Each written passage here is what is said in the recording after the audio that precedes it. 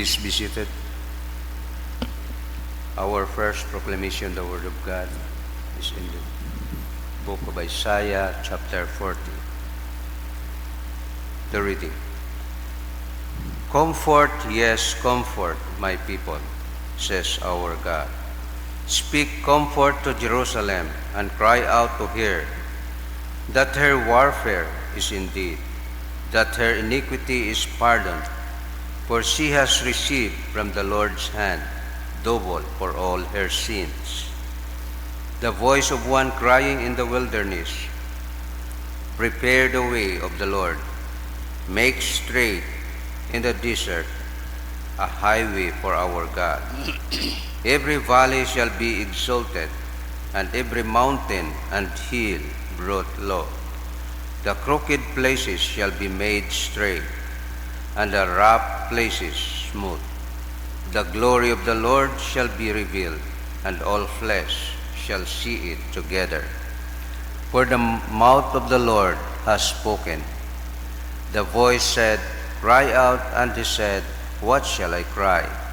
All flesh is grass, and all its loving kindness is like the flower of the field. The grass withers, the flower fades, because the breath of the Lord blows upon it. Surely the people are grass. The grass withers, the flower fades, but the word of our God stands forever. O Zion, you who bring good tidings, get up into the high mountain, O Jerusalem. You who bring good tidings, lift up your voice with strength. Lift it up, be not afraid. Say to the cities of Judah, behold your God. Behold, the Lord God shall come with a strong hand, and his arm shall rule for him. Behold, his reward is with him, and his work before him. He will feed his flock like a shepherd. He will gather the lambs with his arm, and carry them in his bosom, and gently lead those who are with young. The word of the Lord. Thanks be to God. Please stand for our responsorial song. Our response, the Lord our God comes with power. Together, the Lord our God comes with power. Oh, sing to the Lord a new song. Sing to the Lord, all the earth. Sing to the Lord, bless his name. Proclaim the good news of his salvation from day to day. Response. Declare his glory among the nations, his wonders among all peoples. Say among the nations, the Lord reigns. He shall judge the people righteously. Response. Let the heavens rejoice, and let the earth be glad. Let the sea roar, and all its fullness. Let the field be joyful, and all that is in it. Then all the trees of the woods will rejoice before the Lord. Response. For he is coming to judge the earth. He shall judge the world with righteousness, and the peoples with his truth. Response. The Lord our God comes with power. Glory be to the Father, and to the Son, and to the Holy Spirit. The beginning is now and ever shall be, world without end. Amen. The Lord be with you. And with your spirit. The Holy Gospel of our Lord Jesus Christ according to St. Matthew chapter 18. Glory to you, Lord Jesus Christ. A reading on Matthew's Gospel, chapter 18, beginning from verse 12 to verse 14.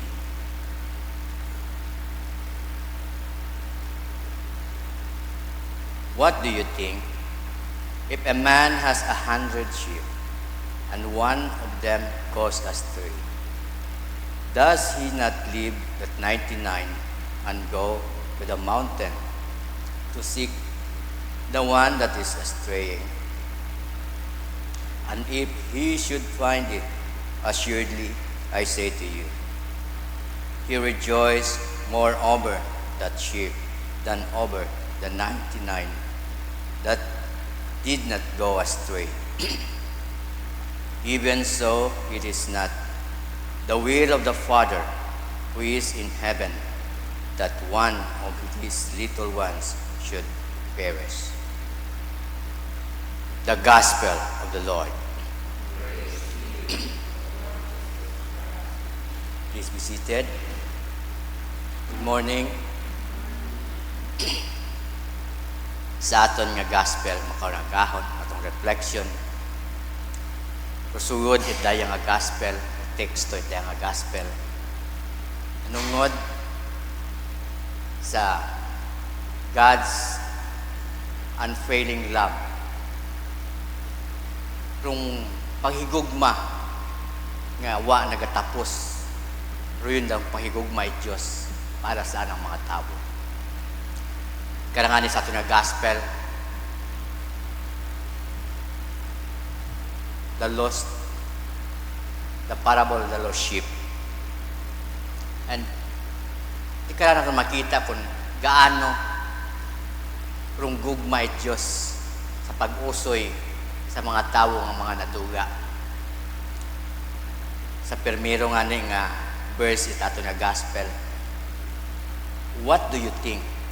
Ano kinyo? Ano rin yung himuon? Mana kung may rung tao man na may sanggatos ka mga kornero ag naduga sa bilog. Ano man ang inyong himuon? Kung sa mathematics, 100 minus 1 is 99 kung nabilin. Kung sa aton nga personal or sa layang pangkalibutanon nga mga mathematics is how much is 1? Sino itong pagabyon yung 1 or 99? 99, naduga man. Nanugon ka datong sambilog. Pero may mo pang 99. Importante man baga ratong sambilog, importante man, nanugon ka man. But kung 99 ay sapat paghapon. Yani, kung practical nga pag-istorya, dahil at ang pag-abyo na ako 99, alagaan ko, nga hindi ko maduga, what maduga, agod, hindi ko mabawasan. Pero rin ka na ginapakita at atong Ginoo, the lost sheep. Nga, ginhambay nga niya, nga, si Jesus nagpanaog para to seek and save the lost. Dayang 99, secure, alagaan at atong Ginoo. Pero ratong mga tao pa nga, uwa pa sa kabun. Gusto nga pa, nga dayhon, ibalik itatong Ginoo. Agraya o ginahambay nga, ano ginakadagom ra ng paghigugma sa kadisaya katon. Kaya, napakita nga, rung gugma, bisan, uwa ka sa anang, uwa, katrelasyon ka na, ginausoy ka gitna na. Daya sa bilog naton nga, remind katon, dayang the parable of the lost sheep, yung boundless love and mercy itatong Ginoo.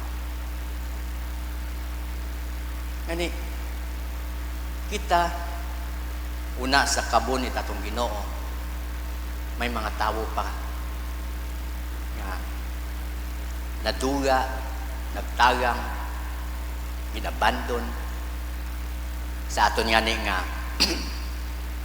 mission ang vision it aton nga si isi to seek the lost, the lonely, the abandoned, the poor, makaron may aton nga mission, may aton nga responsibilidad nga rayang mga tawo nga wa nakakilaga sa Ginoo, wat relasyon sa Ginoo. Atong responsibilidad mag-aaser kanda, mag-aaser, mag-guide paagto sa turil it atong Ginoo, paagto nga magkaroon relasyon sa Ginoo, makita, makilaga rong Ginoo. Gani raya makaw nila paabot kung ano rong paghigugma it Dios sa mga tawo nga ginabandonar, mga naduga, mga hopeless. Atong ipakilaya yung Ginoo ay ginahigugma man gyapon santa, ginahigugma gabaw sa tanan. Kung rungmaya kuno, rungmaya may balyo sa atong Ginoo, rungmaya may isut yamang pero may balyo pero sa Ginoo ginatatap santa napakatawat pagkaon. How much more ruanang kapares sa nang image kita itong Ginoo. Hindi ba na pagkatatapon, hindi ba na paghigugmaon, raya minapaabot katon kung paghigugma nga wait boundary, limitless, bisan anurong anang pagkatawo, bisan himaw makasan ginausoy gihapon mo Ginoo. Raya ginambay nga nag-agtoy mo yas kalibutan to seek and save the lost. Ratong kornero nga sambilog palangga it Ginoo, ratong 99 niya nabilin palangga it Ginoo. Parihas rung balyo yung nga parihasan ra, parehas kita nga mga believers, unbelievers nga precious sa matay Ginoo.